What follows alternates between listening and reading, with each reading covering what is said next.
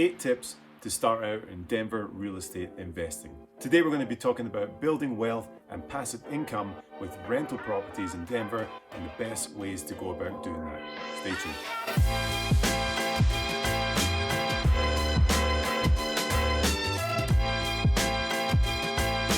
What's up guys, my name is Lewi Gault. Thank you for tuning in to the channel where we drop weekly videos on buying, selling and investing in the Denver housing market. If you haven't done already, go ahead, like, comment, subscribe, hit that notification bell. That just supports me and lets me know to keep on making this content and that you guys are digging what we're putting out. So a big question I get asked a lot is where to start with investing in real estate. Not buying a house for you to live in, but actually investing in rental properties and how to go about navigating that landscape. It can feel super overwhelming if you don't know what you're doing and you don't know where to start. So today we're going to break it down into your first 8 tips how to get started and play by play how to get moving into an investment property.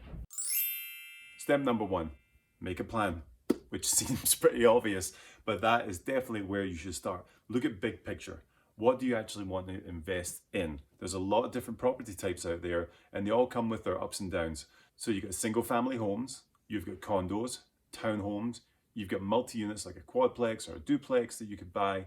Now each type of property comes with their ups and downs and advantages and disadvantages. For instance, if you're buying a single family home to rent out, you're going to have to deal with all the stuff that comes with that. So anything that breaks is your responsibility, obviously, to replace unless you've changed that in the lease. But big things like your sewer line, your HVAC system, stuff like that, you have to keep in mind that that's going to be a cost down the line. Now you can usually charge a higher rent for that, but it's still going to be a factor to consider. Whereas with a townhome or a condo, an HOA might be covering a lot of those things. So keep that in mind, costs that you're going to have to put out in the long term.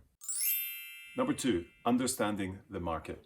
Now, you want to be looking at Denver as a whole, and you want to be seeing where people like to hang out, where do people like to live, where do people work the most, and look at those areas and those little pockets that the population is really being drawn to, and that's the places that you might want to start investing in. Another factor would be property value. So are homes valued more here than there? Are they rising at a faster appreciation rate than another part of town? Have a look into that, which also coincides with rental rates. So where can you charge higher price per square foot for a rental rate? And let's look at those markets. Does it make sense to spend more to get a higher rental, or should we take that price down and charge an average rental? So those are things to look at.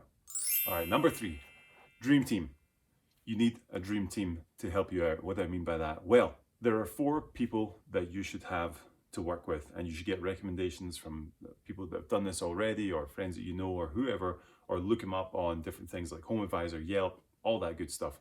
But you want to be finding a real estate agent, a mortgage lender, a property manager, and a contractor. Those are the 4 people that you're probably going to need to move forward with any kind of investment property. So let's look at those 4 people. A real estate agent like myself can help you find the property, negotiate on your behalf, get that property down in price, get it for the best value, and find the right markets that are going to be hitting for rentals. A mortgage lender is obviously going to be able to navigate through the financial side of this and help you get the best kind of loan that you need. There's a ton of different loans out there, especially for investment properties. So depending on where you are with your assets, with your cash flow and management, then you might be looking at a different kind of loan than just maybe a conventional loan. So a mortgage lender is a true asset in this equation. Property manager. There's 2 schools of thought on this. A lot of people buy investment properties and then just take care of everything themselves.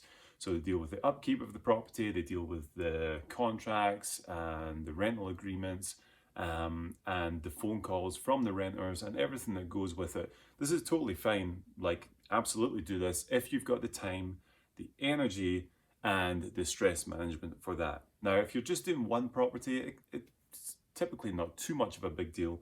But once you start to build a portfolio, maybe of 2 properties, 4, 10, you need a property management company to just take care of all this. Now, they might take 10% of the rental income, but really it's worth it. So it might be 10% that's not coming into your pocket every month, but it's time, which is our most valuable asset, stress, and everything else that goes along with it. So property management, maybe not for the first property, but once you move on to 2, 3, or build that up, definitely look into that. The last one is a contractor. So you want a good licensed local contractor. who can take care of all the odd jobs and stuff like that around the house.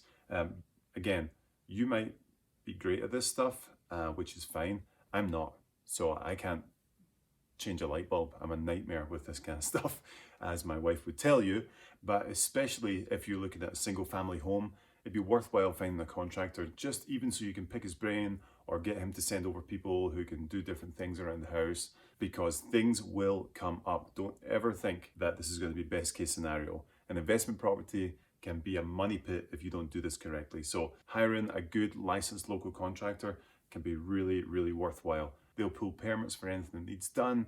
A lot of times they'll have warranties on the work that they do as well. So definitely worth the investment to have a contractor come out and do some of the work on the house if it needs done. Number 4, figuring out financing. Now, we touched on this a little bit with the lender. There's a lot of different loans out there. There are conventional loans, portfolio loans, commercial loans, and a bunch of other loans that you've maybe never even heard of.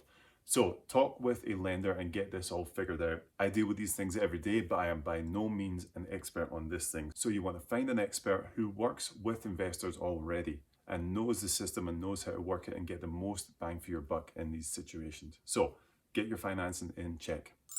Number 5, know your numbers. This is huge. So knowing your numbers is all about your return on investment. And a lot of this is figuring out what is your cash flow going to be on this property. So your cash flow is all the incoming from rent versus all the outgoing from expenses. Cash flow.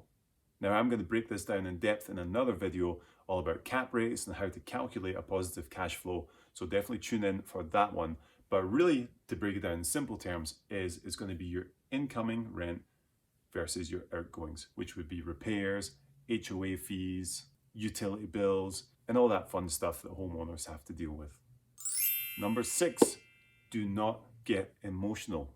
So typically in real estate transactions, there's a lot of emotion going on because you're buying a home or selling a home that you've lived in for years, you raised your kids in, or you're buying a home which you've fallen in love with, you drove by in the street and that's where you want to raise your kids in or whatever it is. But there's a lot of emotion involved. Now with an investment property, you have to take that emotion out of it. It's all about numbers. It's black and white for you. You're an investor now, so you need to take out the emotion and think about it as a business. Refer to your numbers, to your spreadsheets, to your cap rates, all that stuff. It's all a mathematical equation. And in math, there is no emotion. Number 7, different ways to submit an offer. Now, typically in residential real estate, we submit an offer as a buyer and we wait for the response and we kind of go from there. But like I said, we're taking the emotion out of things. Now, as an investor, you got to think about the bottom line. We know what number we want and we know what number makes sense because we've done all our research. So maybe we know we're going to completely renovate the place, we're going to gut the place out. So we don't really need a lot of inspection, maybe health and safety or structural items to check. But apart from that, we're not going to be taking a long list. So we can submit an offer saying we're going to limit it to health and safety or foundational issues on the inspection. Or if it's move-in ready with furniture in there already, we can say we'll give you X amount for the property, or we'll give you a little bit higher with it being fully furnished. That way they don't have to move everything out if they don't want to, and we just keep it and now it's ready for a renter.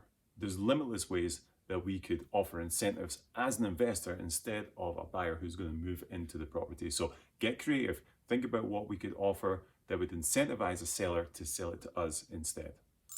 Number 8, and this could be the biggest one, talk to other investors. Find people in your community or people you know who have done this already and get the pros and cons and the do's and don'ts of investing. This is huge. Knowledge is power. So the more you know about this and the more you talk to people about this, the easier it's going to be for you to get into investing and building this wealth. I know it seems like a ton, but it's really kind of simple once you start to chip away and break it all down. So find other investors and talk to them about the process. Obviously, you can reach out to myself as well or any real estate agent in your area and they'd be happy to talk to you about the process too. So there you have it. Hopefully with those 8 things, you can start to get prepared for your life of investing. Investing can be a huge part of building wealth, so definitely check these things out, do your own research and find out how you can build wealth and set yourself and your family up for the future. As always, thank you so much for watching. I will see you next week with another video on tips for buyers, sellers, investors in the Denver market. Stay safe. I'll see you soon. Bye.